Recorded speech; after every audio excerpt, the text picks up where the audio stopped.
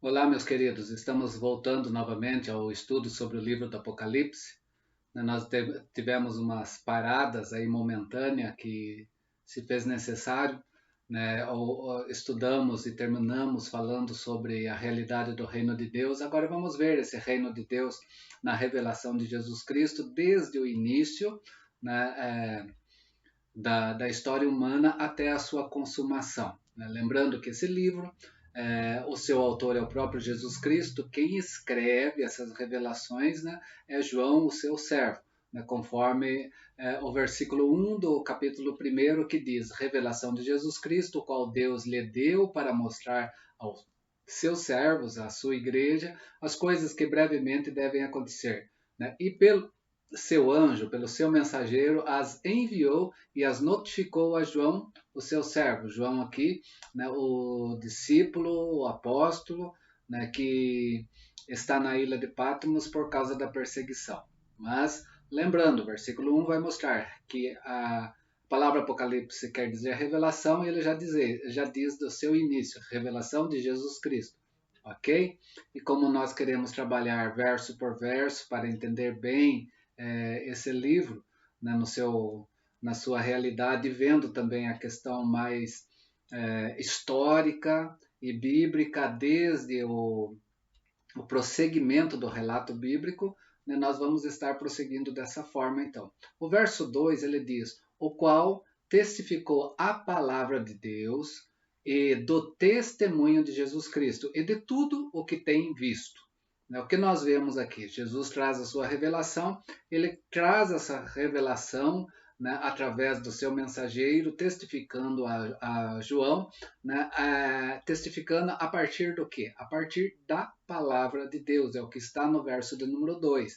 Né, a palavra de Deus, a qual João então se refere aqui no presente texto, é essa palavra falada, né, que foi soprada por Deus, né, foi dada por Deus, conforme nós temos aí o surgimento das escrituras sagradas, tanto no Velho quanto no Novo Testamento, né, primeiro a fase oral, depois a fase escrita. Então é essa palavra falada e depois escrita, né, como nós vemos como exemplo, né, aquilo que aconteceu lá na cordilheira do Sinai, no Monte Horebe, onde primeiro Deus falou todas as coisas, está lá em Êxodo 20, né, a gente pode ver, e depois em Êxodo 31 fala que Deus escreveu também as tábuas da lei. Primeiro ele falou e depois escreveu. Né, o que nós temos então, dessa forma que a Bíblia é colocada, é trazida para nós. Né? Se você for olhar lá em Hebreus capítulo 1, vai falar justamente dessa forma, que antes falava aos pais, né, fase oral, depois pelos profetas, fase escrita, e por último, através de Jesus Cristo. Né? Ou seja, a concretização de todas essas coisas. Tá? Então, essa palavra que está numa linguagem acessível, né, porque é o Evangelho de Jesus Cristo. Olha o que diz o verso 9, né, de Apocalipse 1. Eu, João, irmão vosso e companheiro na tribulação, no reino e na perseverança em Jesus Cristo, achei-me na ilha chamada Patmos por causa da palavra de Deus e do testemunho de Jesus Cristo. É essa mesma palavra que nós vamos ter, então, sendo dita no verso 2, né, que testificou. Jesus manda o seu mensageiro testificar a João que a palavra de Deus e o testemunho de Jesus Cristo. E João vem, então, trazer isso como algo bem patente. Se nós seguirmos no capítulo 6 desse livro, né, no verso de número 9 também, nós vamos ver nessa mesma expressão, quando do quinto selo sendo aberto. Né, e está lá. Quando ele abriu o quinto selo, vi debaixo do altar as almas daqueles que tinham sido mortos por causa da palavra de Deus e por causa do testemunho que sustentavam. Qual testemunho?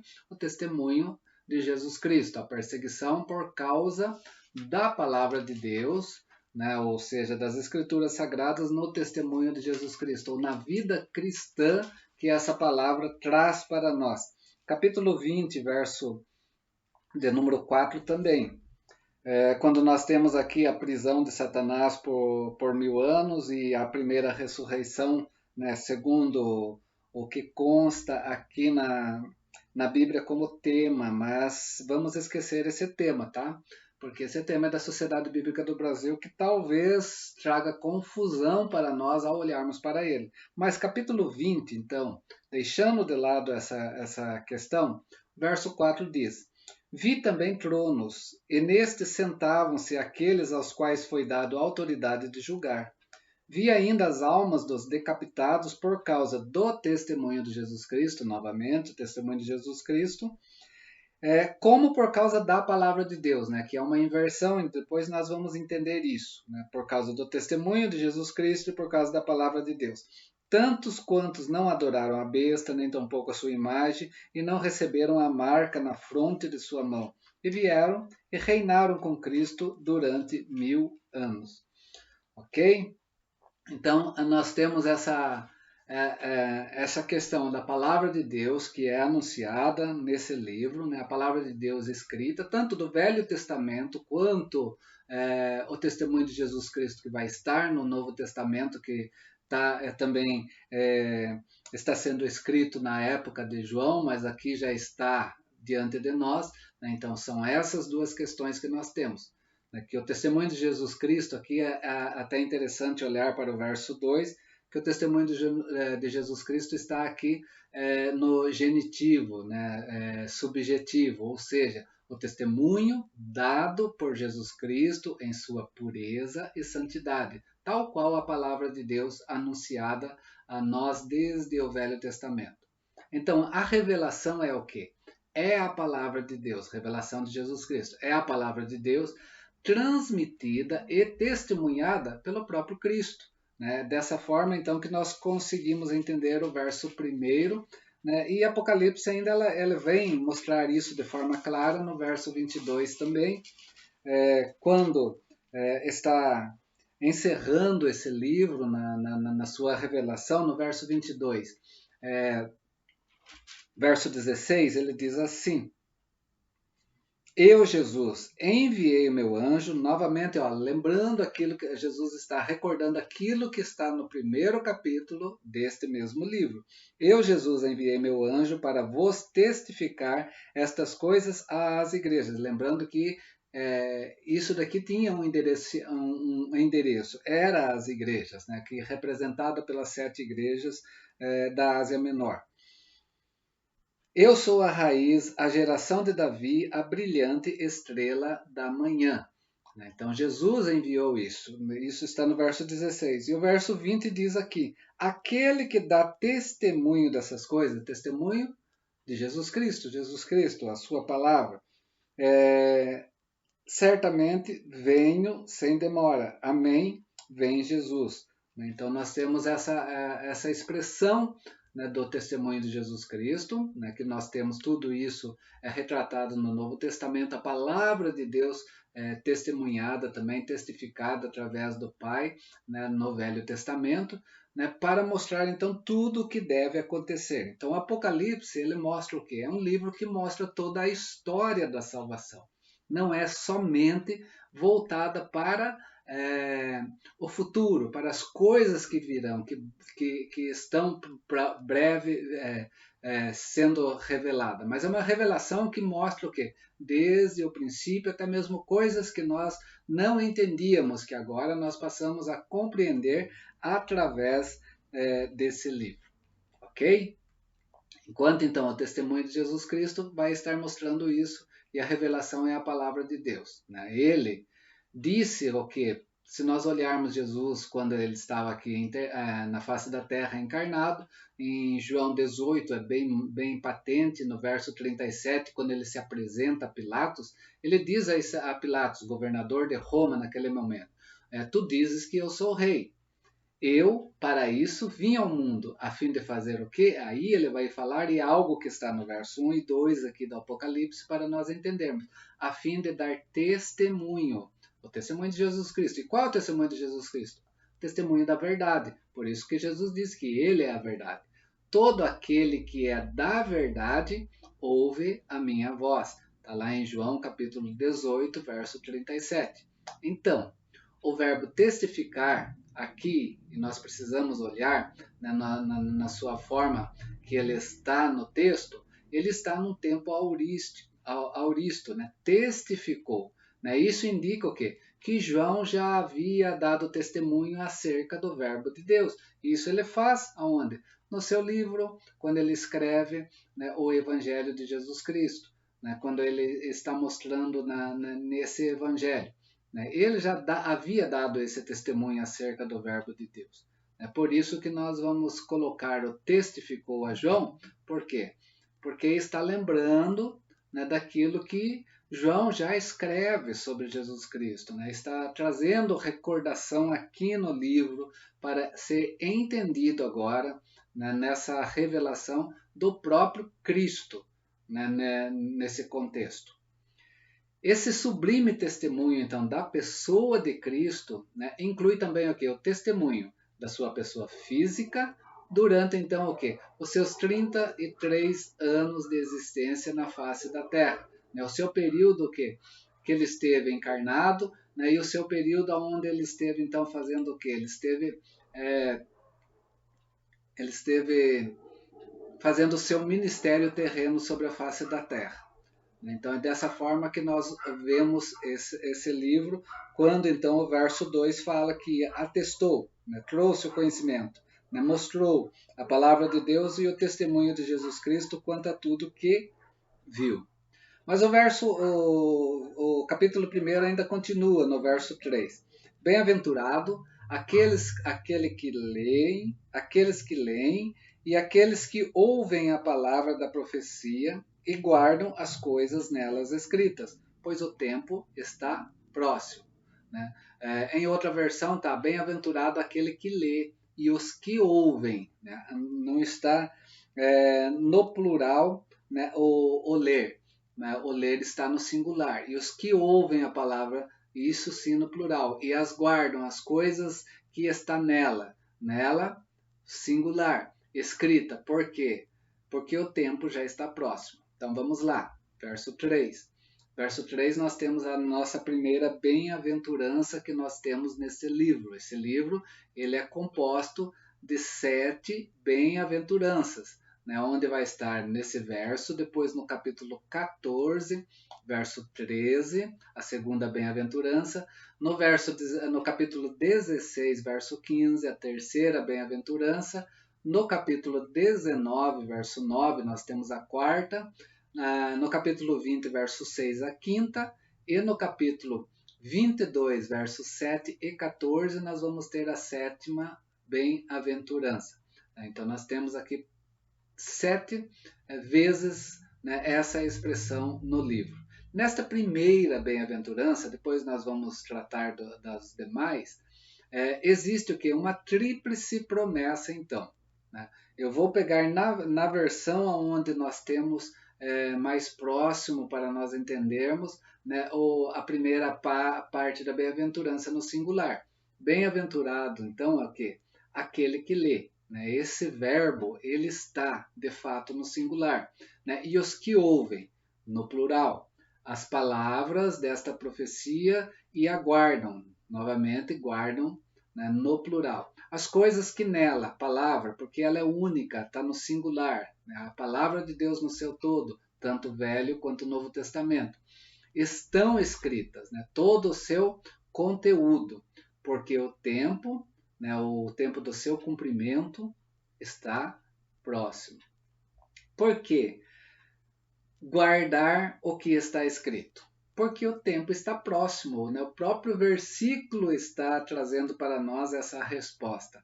Guardar não é só memorizar o que se leu então, né? É muito mais do que isso. Guardar é o quê? Guardar é obedecer, guardar é praticar. Né? É isso que nós olhamos aqui nesse texto, né? Pratique, né? Aquilo que vocês ouvem, aquilo que você leu, né? Pratiquem no sentido de estar preparado para o tempo que está próximo.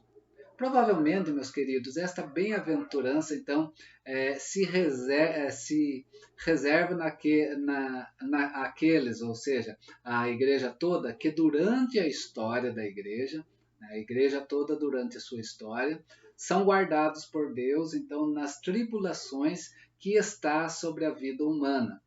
Aquilo que Apocalipse 3, quando vai ser escrito as cartas às igrejas, né, lembrando então que nós estamos vendo o contexto geral de tudo o que acontece na vida da igreja no seu todo, né, não apenas tempos específicos. No verso 10 nós vamos ter lá, e a gente vai depois entender essa carta, falando assim: como guardaste a palavra da minha paciência, também eu te guardarei na hora da tentação que há de vir sobre o mundo, para tentar os que habitam na terra. Ou seja, nós temos aqui uma expressão global de tentação, de provação que está sobre a face da terra, ou seja, a tribulação que está na vida da história humana, na sua sequência sobre a face da terra. Né? E feliz é aquele que se reserva, né? aquele que guarda, aquele que continua praticando a palavra de Deus. É isso que o verso 3 então está mostrando para nós. É muito feliz, né? Não é só ouvir, mas ouvir, ler no sentido de prática, né? No sentido de guardar, não é simplesmente guardar para dentro de si, guardar no sentido prático, ok? Verso 4 ele continua ainda. João, as 7 igrejas que estão na Ásia, e aí ele faz o quê? Ele faz a sua saudação. Graça e paz seja convosco. E nessa saudação é interessante nós vermos também o seu conteúdo, né? Daquele que é presente, daquele que era passado e daquele que há de vir futuro, e dos 7 espíritos que estão diante do seu trono. Então, João está dirigindo a quem aqui a sua escrita, que é a revelação que Jesus está trazendo para ele através do seu mensageiro, para as 7 igrejas. Né? 3 pontos importantes, então, que precisa ser analisado nesse verso 4. Primeiro, a saudação. Segunda coisa, a eternidade de Deus que está sendo mostrado, então, é algo que não é apenas e tão somente para o nosso tempo. Né? Abrange o todo, dentro da eternidade, uma história que está acontecendo. Ou terceira questão que precisamos ver aqui, os 7 espíritos que estão diante do seu trono. Diante do qual trono? O trono de Deus e do Cordeiro. Por quê? Porque Deus governa, a gente vai ver isso no capítulo 4, e ao lado do governo de Deus, Jesus está assentado, ele está com o trono também, né, no sentido de acompanhando, né, todo o governo de Deus que está acontecendo sobre a face da terra, do qual ele está também fazendo o quê? Tendo a sua ação, né, através também da ação do próprio Espírito Santo, né, nessa história toda. Então, nós temos aqui a Trindade, né, de forma presente nesse versículo de número 4. Então, vamos lá. Primeiro, é importante nós observarmos, então, a saudação de João neste versículo. As 7 igrejas, né, que naqueles dias se encontravam dentro dos limites da Ásia Menor. Lembrando aquilo que eu já disse anteriormente, não haviam só 7 igrejas, haviam mais igrejas. 7 traz para nós essa forma de contextualização global sobre tudo o que acontece na vida da igreja. Uma igreja que era composta de judeus, uma igreja também que era composta de gentios. Como que eu posso afirmar que essa igreja tinha judeus e gentios? Pela saudação. Ele diz o quê? Graça. Graça é para os cristãos gentios, né, que inclui os gregos, né, nesse sentido, a graça. Né, e paz. Paz tem a ver com a palavra shalom, que é para os cristãos judeus. Essas duas expressões. Para os gentios, sempre essa expressão graça. Para os judeus, sempre essa expressão de paz. Nós vemos até no sentido da bênção araônica, onde nós vamos ter o quê? Justamente essa expressão de paz, né, sobre Israel. Israel sempre traz essa expressão de paz. E a graça que se alcança a quem? Aos gentios. Então, nós vemos isso. Por isso, essa igreja, desde já, está sendo mostrado que é uma igreja composta, então, dos gentios e dos judeus. E o autor, então, dirige-se a essas igrejas da Ásia, né, que a seguir serão também o quê? Especificadas, né, geograficamente. verso 11 do capítulo 1. O que vê, escreve em livro e manda às 7 igrejas: Éfeso, Esmirna, Pérgamo, Tiatira, Sardes, Filadélfia e Laodiceia. Mas por trás dessas igrejas, precisamos entender, dado o simbolismo do número 7, né, que indica totalidade, né, estão então todas as igrejas, né, qual nós vemos então que esse livro é direcionado desde a sua saudação. Né. Segunda questão que nós vemos aqui então nesse verso 4, que o autor também, né, continua explicando, né, sobre o alvo desse livro para as igrejas. Da parte de quem? Daquele que é, que era e que há de vir. Né? O que ele está dizendo? Ele trata-se então de Deus que segue continuamente o seu povo, faz com que exista no presente. Ele está, né, como já fez na história da salvação, que pertence ao passado. Ele esteve também nessa história e continuará nessa ação criadora da sua volta, que vem, né, daquele que era, que é e que virá. Né? Deus efetuará tudo isso, então, né, através de Jesus Cristo. E é isso que o autor quer mostrar para nós nessa história, então.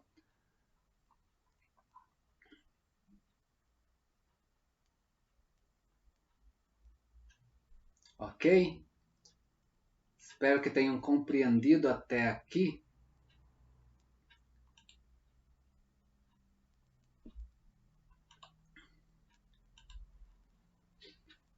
Então é importante nós olharmos para isso, né? O autor, escritor, nesse sentido aqui, está então mostrando, né, toda essa sequência para nós. Né? Podemos então o quê? Contemplar nessa passagem no que diz respeito a Deus, né? O presente do passado e ainda o passado do presente. É né? Isso que nós temos aqui nessa expressão. O tempo não pode desgastar a eternidade de Deus. Né? Ele disse a Moisés: Eu sou o que sou. Está lá a sua apresentação, né, em Êxodo capítulo 3, verso 14. Ele nunca nasceu, também nunca morrerá. 1 Timóteo mostra bem essa realidade no capítulo 6, verso 16. Né? Aquilo que nós vamos entender também o quê? Lá em Gênesis capítulo 1, quando Deus cria todas as coisas. Né? Ele cria o que? A partir da onde? Né? Dentro da sua eternidade, ele põe o que? Um ponto da criação. E é dessa história, nesse ponto da criação que está dentro da eternidade, né? Então que Deus se faz revelar ao ser humano e nós vemos o quê? Nós vemos toda a história salvífica de Deus, nesse ponto da criação, que culminará ainda, né, nessa eternidade de Deus. Porque Deus é eterno, não vamos esquecer, nós estamos num período temporal hoje. E é dessa forma, então, que nós vemos esse início de saudação. E do sete espírito. Né? Por que do sete espírito? Essa expressão é repetida ainda no capítulo 3, verso de número 1. Quando escreve a igreja de Sardes, ele diz assim: essas coisas diz aquele que tem o sete espíritos de Deus, né? E as 7 estrelas. Conheço a tua obra, tem nome de que vive e está morto. Mas está falando do sete espíritos de Deus. Capítulo 4, ele volta a essa mesma expressão para nós no verso de número 10.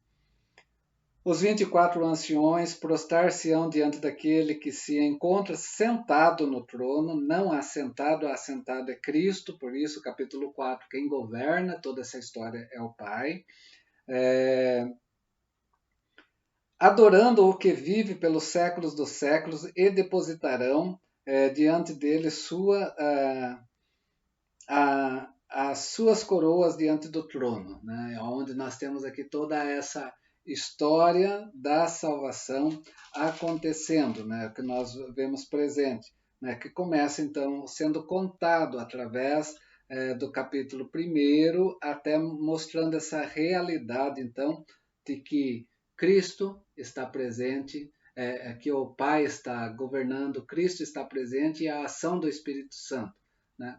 Essa ação do Espírito Santo, 7 Espírito de Deus, né, está associado o quê? Lá aquilo que Zacarias, já no capítulo 4, verso 10, falava, dos 7 olhos do Senhor que discorrem por toda a terra, ou seja, da ação, né, total, né, da ação do Espírito Santo sobre toda a história humana na face da terra. Né? Significa, então, da parte do Espírito, no sentido da sua plenitude. Né? O capítulo 3, verso 1, né, que nós vimos aqui na carta, e também nós vamos ver no capítulo 4. Eu falei verso 10, mas desculpa, é verso de número 5 do capítulo 4, que vai dizer assim: do trono saem relâmpagos, vozes, trovões, diante do trono ardem 7 tochas de fogo, que são os 7 Espíritos de Deus.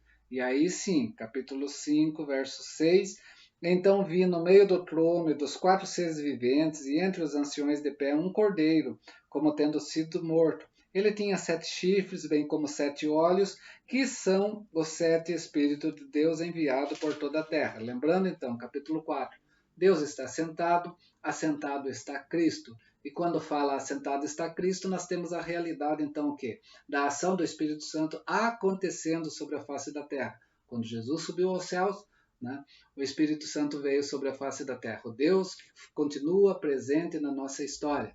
Né, o nosso Emmanuel presente através da ação do Espírito Santo. É nessa 7, então, é essa plenitude que nós temos aqui, essa totalidade, né, da ação de Deus sobre a face da terra. Isso já recordando, então, que as promessas que o Velho Testamento trazia a respeito de Cristo. Né? Isaías capítulo 11, verso 1, né, nós vemos bem presente essa realidade que nós falamos muito no período do Natal. Eu gostaria de estar pegando esse texto de Isaías para nós recordarmos. Isaías 11, verso 1, quando fala sobre os 7 Espíritos de Deus, ele está dizendo assim: do trono de Jessé sairá um rebento, e de suas raízes um renovo, falando sobre Cristo. Repousará sobre ele o Espírito do Senhor. Né? Nós vemos essa realidade acontecendo onde? Lá no batismo, quando Jesus foi batizado através de João, o batizador. Repousará sobre ele o Espírito do Senhor. Qual é o Espírito do Senhor que diz aqui nessa questão? Né? A plenitude do Espírito sobre sua vida, então. Né? Porque Jesus fez todo o seu ministério, né, na ação do Espírito Santo. O Espírito de sabedoria e de entendimento, o espírito de conselho e de fortaleza, o espírito de conhecimento e de temor do Senhor. Então nós temos aqui espírito de sabedoria, entendimento, conselho, fortaleza, conhecimento e temor, né, do Senhor, né? Ou seja, toda na ação do próprio Espírito Santo, né, sobre a vida de Jesus. O Espírito do Senhor está sobre ele, trazendo então todas as ações. Né?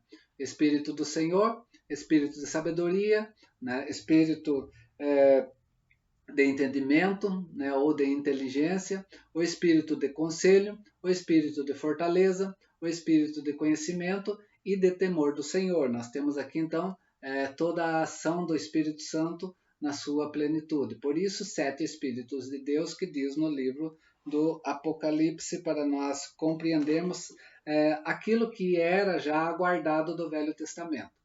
Por isso, essa história tem passado, presente e futuro. Podemos, então, observar no presente texto o quê? A multiforme operação do Espírito Santo enviado por Jesus após a sua ascensão. Logo, os 7 Espíritos de Deus são a ação do Espírito Santo na total perfeição, né, sobre essa história que nós estamos vivendo, né, que já estava presente nas promessas do Velho Testamento, se concretizou em Cristo Jesus e está na igreja sobre a face da terra, o seu reino presente aqui.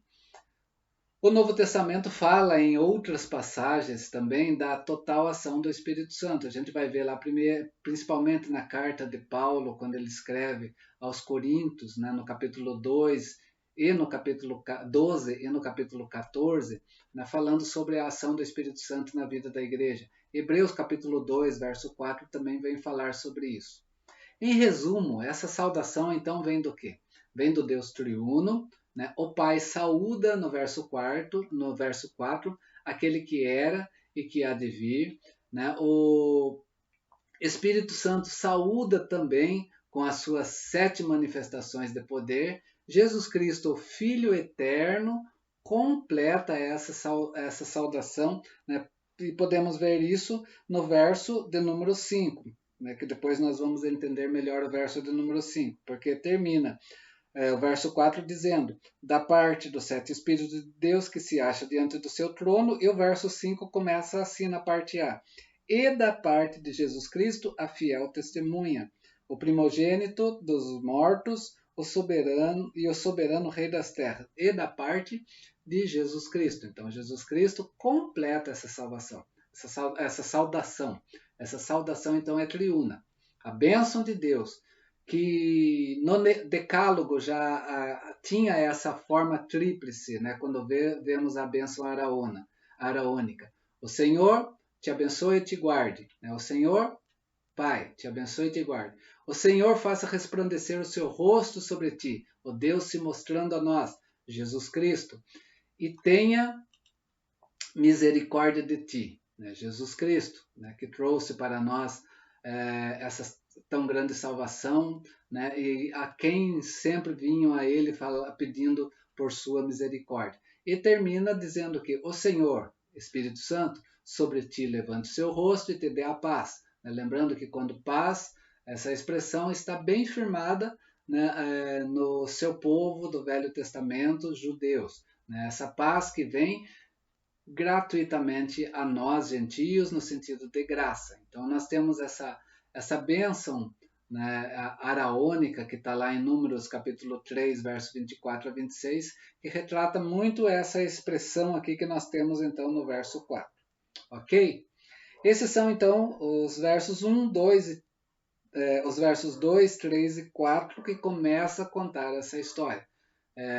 Espero que tenham compreendido, né, porque tudo que está aqui já faz parte da história bíblica que estava acontecendo na vida do povo. Então, quando vem essa saudação, então, para trazer toda a revelação, né, essa saudação já é presente na história do povo, que estava entendendo de onde e quem traria toda o relato dessa história salvífica, tanto o Pai, quanto o Filho, quanto o Espírito Santo. No próximo vídeo, nós prosseguiremos a partir, então, do verso de número 5, né, para nós compreendermos. Continuamos no capítulo 1, né, vamos olhar parte por parte desse livro. Né. Alguma dúvida, questionamento, né, procure-me na rede social da forma que você tem, né, para trazer, que nós podemos estar sanando essas dúvidas, se assim estiver ao meu alcance. Forte abraço, até o próximo vídeo, quando nós damos a sequência então a esse estudo.